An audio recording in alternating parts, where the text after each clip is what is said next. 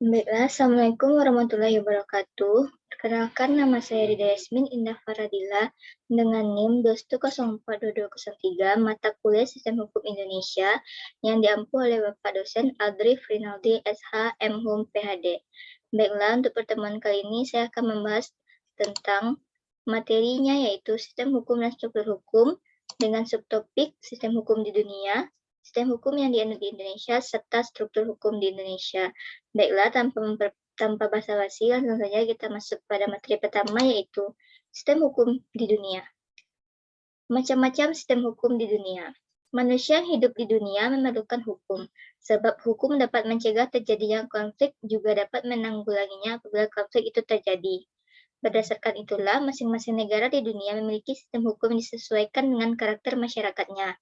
Berikut beberapa sistem hukum yang berlaku di dunia, yaitu yang pertama adalah sistem Eropa kontinental. Sejarah sistem hukum Eropa kontinental. Asal-usul sistem Eropa kontinental berasal dari hukum Romawi kuno sebagai modalnya. Sistem hukum ini muncul pada abad ke-13 di Jerman, dan sejak saat itu evolusi ini yang mengalami perkembangan, perubahan, atau menjalani suatu evolusi. Selama evolusi ini mengalami penyempurnaan, yaitu menyesuaikan kepada tuntutan dan kebutuhan masyarakat yang berubah, sehingga disebut juga dengan sistem hukum Romawi Jerman. Pengkajian hukum Romawi di universitas menjadikan hukum Romawi sebagai hukum yang dimodernisasi untuk menghadapi zamannya. Sistem hukum Eropa kontinental cenderung aksiomatik dan kepada hukum yang dibuat secara sadar oleh manusia atau hukum perundang-undangan. Sistem hukum ini mula-mula berlaku di daratan Eropa Barat, yaitu di Jerman, kemudian ke Prancis dan selanjutnya ke Belanda, serta kemudian di negara-negara sekitarnya. Belanda yang pernah menjajah Indonesia membawa sistem hukum ini dan memberlakukannya di seluruh wilayah jajahannya. Sistem hukum ini memiliki segi positif dan negatif. Segi positifnya adalah hampir semua aspek kehidupan masyarakatnya serta sengketa-sengketa yang terjadi telah tersedia undang-undang atau hukum tertulis, sehingga kasus-kasus yang timbul dapat diselesaikan dengan mudah. Di samping itu, dengan telah tersedianya berbagai jenis hukum tertulis, akan lebih menjamin adanya kepastian hukum dalam proses penyelesaiannya. Sedangkan dari sisi negatifnya, yaitu banyak kasus yang timbul sebagai akibat dari kemajuan zaman dan peradaban manusia, tidak tersedia undang-undangnya, sehingga kasus ini dapat diselesaikan di pengadilan. Sehingga kasus ini tidak dapat diselesaikan di pengadilan. Hukum tertulis pada suatu saat akan ketinggalan zaman karena sifatnya. Oleh karena itu, sistem hukum ini tidak menjadikan dinamis dan penerapannya cenderung kaku karena tugas hakim hanya sekedar sebagai alat undang-undang. Hakim tak ubahnya sebagai abdi undang-undang yang tidak memiliki kewenangan melakukan penafsiran guna mendapatkan nilai keadilan yang sesungguhnya. Yang kedua, yaitu sistem hukum Anglo-Amerika. Sistem hukum Anglo-Amerika adalah mula-mula berkembang di negara Inggris dan dikenal dengan istilah rule of law atau common law atau unwritten law atau hukum tidak tertulis, atau sering disebut juga dengan istilah case law. Sistem hukum ini dianut di negara-negara anggota Persemakmuran Inggris seperti Amerika Utara. Maksud saya, sistem hukum ini dianut di negara-negara anggota Persemakmuran Inggris, Amerika Utara, Kanada, dan Amerika Serikat. Sistem hukum Anglo-Saxon adalah suatu sistem hukum yang didasarkan pada jurisprudensi, yaitu keputusan-keputusan hakim yang kemudian menjadi dasar putusan hakim selanjutnya. Dalam sistem hukum Anglo-Saxon, hakim menciptakan prinsip-prinsip hukum baru yang berguna sebagai pegangan bagi hakim-hakim lain dalam memutuskan perkara sejenis. Sistem hukum Anglo-Saxon sebenarnya penerapannya lebih mudah, terutama pada masyarakat pada negara berkembang, sesuai dengan perkembangan zaman. Pendapat para ahli dan praktisi hukum lebih menonjol digunakan oleh hakim dalam memutus sebuah perkara. Perbedaan sistem hukum Eropa kontinental dengan sistem hukum Anglo-Saxon. Yang pertama, yaitu sistem hukum Eropa kontinental mengenal sistem peradilan administrasi, sedangkan sistem hukum Anglo-Saxon hanya mengenal satu peradilan untuk semua jenis perkara. Kedua, sistem hukum Eropa kontinental menjadi modern karena pengkajian yang dilakukan oleh perguruan tinggi, sedangkan sistem hukum Anglo-Saxon dikembangkan melalui praktek prosedur hukum. 3. Penemuan kaidah dijadikan pedoman dalam pengambilan keputusan atau penyelesaian sengketa. Jadi bersifat konsep atau abstrak menurut sistem hukum Eropa kontinental. Sedangkan penemuan kaidah secara konkret langsung digunakan untuk penyelesaian perkara menurut sistem hukum Anglo-Saxon. 4. Pada sistem hukum Eropa kontinental tidak dibutuhkan lembaga untuk mengoreksi kaidah, sedangkan pada sistem Anglo-Saxon dibutuhkan suatu lembaga untuk mengoreksi, yaitu lembaga equity. Lembaga ini memberi kemungkinan untuk melakukan kolaborasi terhadap kaidah-kaidah yang ada guna mengurangi ketegaran. 5. Putusan hakim yang lalu atau jurisprudensi pada sistem hukum Eropa kontinental tidak dianggap sebagai kaidah atau sumber hukum, sedang pada sistem Anglo-Saxon keputusan hakim terhadap jenis perkara yang sama mutlak harus diikuti. 6. Pada sistem hukum Eropa kontinental, bangunan hukum, istilah hukum dan kategorisasi hukum didasarkan pada hukum tentang kewajiban. Sedangkan pada sistem hukum Anglo-Saxon, kategorisasi fundamental tidak dikenal. Pada sistem hukum Eropa kontinental, strukturnya terbuka untuk perubahan. Sedangkan pada sistem Anglo-Saxon berlandaskan kaidah-kaidah yang sangat konkret.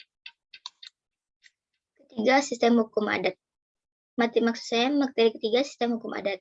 Sistem hukum adat terdapat dan berkembang di lingkungan sosial di Indonesia, Cina, India, Jepang, dan negara lain. Di Indonesia, sistem hukum adat diadopsi dalam bentuk subsistem hukum, yaitu hukum adat. Asal mula istilah hukum adat adalah dari istilah adat Recht yang dikemukakan oleh Snow Hargrove. Sumber utama sistem hukum adat adalah hukum tidak tertulis atau kebiasaan.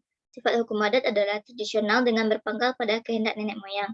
Tolak ukurnya adalah kehendak suci dari nenek moyangnya yang berperan dalam menjalankan sistem hukum adat adalah pemuka adat karena ia adalah pimpinan yang disegani oleh masyarakat. Sistem hukum adat juga diartikan sebagai seperangkat norma dan aturan adat atau kebiasaan yang berlaku di suatu wilayah, misalnya di perkampungan dan pedesaan terpencil yang masih mengikuti hukum adat dan memiliki sanksi sesuai dengan aturan hukum yang berlaku di wilayah tertentu. Materi keempat, sistem hukum sosialis. Sistem hukum sosialis adalah nama resmi untuk sistem hukum di negara-negara komunis. Sistem hukum sosialis berasal dari hukum Uni Soviet yang dikembangkan sejak 1971. Quigley menggambarkan sistem hukum sosialis sebagai hukum negara-negara yang pemerintahannya secara resmi melihat negara sebagai salah satu sosialis atau bergerak dari kapitalisme ke sosialisme dan yang memegang teguh masyarakat komunistik sebagai sebuah tujuan akhir. Pokok ajaran sistem hukum sosialis adalah hukum dijiwai ajaran Marxis-Leninis yang dianut oleh para pakar hukum di Uni Soviet serta materialisme dan teori evolusi yang berpendapat bahwa materi merupakan satu-satunya benda nyata di dunia ini. Negara-negara menganut sistem hukum sosialis ini hanya mengenal konsep hukum publik, sedangkan konsep hukum privat tidak ada. Sumber hukum dan sistem hukum sosialis adalah keputusan tertinggi para penguasa berupa produk kebijaksanaan pemerintah atau negara. Dengan kata lain, tidak ada sumber hukum yang resmi, melainkan hukum adalah penguasa negara dan hukum membela rakyat proletari atau masyarakat kelas rendah. Hukum sosialis lebih bersifat prerogatif ketimbang normatif. 5. Sistem hukum Islam. Sistem hukum Islam berasal dari Arab, kemudian berkembang ke negara-negara Asia, Afrika, Eropa, dan Amerika secara individual maupun secara kelompok. Sistem hukum Islam bersumber pada yang pertama, Al-Quran merupakan kitab suci agama Islam. Kedua, Sunnah merupakan cerita atau cara hidup Nabi. Ketiga, Ijma merupakan kesepakatan para ulama besar. Keempat, Qiyas merupakan analogi dalam mencari sebanyak mungkin persamaan antara dua kejadian.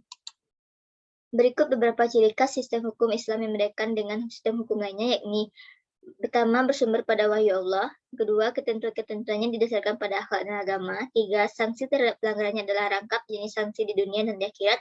Empat, tujuannya agar masyarakat tentram dunia dan akhirat. 6. Sistem hukum kanokik. Sistem hukum kanokik adalah sistem hukum yang dianut oleh negara-negara yang tunduk kepada peraturan-peraturan gereja.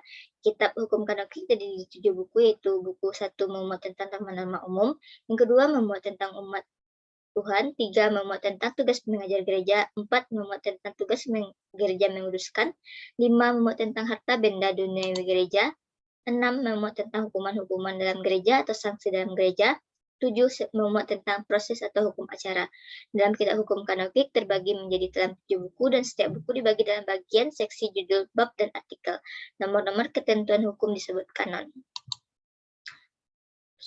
Subtopik yang kedua yaitu sistem hukum yang dianut di Indonesia. Negara-negara penganut sistem hukum Eropa kontinental adalah atau civil law antara lain negara-negara Prancis, Jerman, Belanda, dan bekas jajahan Belanda antara lain Indonesia, Jepang, dan Thailand. Pada sistem ini, putusan pengadilan berdasarkan pada peraturan perundang-undangan yang berlaku. Contohnya Undang-Undang 1945, TAP MPR, Undang-Undang atau Perpu, Peraturan Pemerintah, Peraturan Presiden, atau Peraturan Presiden, MA, Keputusan Menteri, dan lain-lain. Jadi, putusan pengadilan bersifat fleksibel atau berubah-ubah, tergantung hakim yang memutuskan berdasarkan fakta atau bukti yang ada. Tidak menganut sistem juri karena negara tersebut menganut paham bahwa orang awam yang tidak tahu hukum tidak bisa ikut andil atau menentukan nasib seseorang. Tetapi putusan hakim yang menentukan berdasarkan fakta dan sumber-sumber dan sanksi yang mendukung. Adanya sistem perjanjian de recept rule, yakni perjanjian terbentuk ketika penerimaan terhadap suatu penawaran sampai ke pemberi tawaran. Jadi, ketika seseorang membatalkan kontrak perjanjian dengan cara mengirimkan email atau fax ke perusahaan tertentu, maka perjanjian pembatalan terlaksana ketika surat tersebut dibaca oleh manajer atau pemilik perusahaan yang bersangkutan. Jika karena masalah atau belum sampai membaca surat, maka pemilik perjanjian masih belum terlaksana. Jadi dapat disimpulkan bahwa sistem hukum Indonesia menganut sistem hukum Eropa kontinental atau civil law system. Sistem hukum Indonesia. Pengertian lain sistem hukum adalah konteks Indonesia yang dinyatakan oleh Badan Hukum Nasional atau disebut dengan BPHN. Sistem hukum mempunyai unsur sebagai berikut. Yang pertama, Menteri Hukum atau Tatanan Hukum yang di dalamnya meliputi perencana hukum, pembentukan hukum, penelitian hukum, pengembangan hukum. Untuk membentuk materi hukum harus diperhatikan politik hukum yang telah ditetapkan, yang dapat berbeda-beda dari waktu ke waktu karena adanya kepentingan dan kebutuhan. Maksudnya yaitu aparatur hukum, sarana dan prasarana hukum, budaya hukum, serta pendidikan hukum. Subtopik yang ketiga yaitu struktur hukum di Indonesia. Yang pertama, struktur hukum. Struktur hukum atau legal structure merupakan institusionalisasi dari entitas-entitas hukum. Sebagai contoh adalah struktur kekuasaan pengadilan di Indonesia yang terdiri dari pengadilan tingkat 1, pengadilan banding, dan pengadilan tingkat kasasi, jumlah hakim, serta integrated justice system. Selain itu, juga dikenal adanya peradilan umum, peradilan agama, peradilan militer, peradilan tata usaha negara, dan peradilan pajak. Selanjutnya, Friedman menegaskan bahwa hukum memiliki elemen pertama dari sistem hukum, antara lain hukum struktur hukum, tatanan pelembagaan, dan kinerja kelembagaan.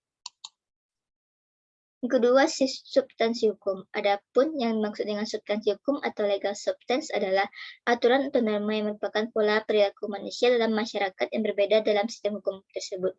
Sebagai contohnya, pengemudi yang melebihi batas kecepatan akan dikenakan denda. Kedua, seseorang yang beli barang harus menyerahkan sejumlah uang kepada penjual barang tersebut.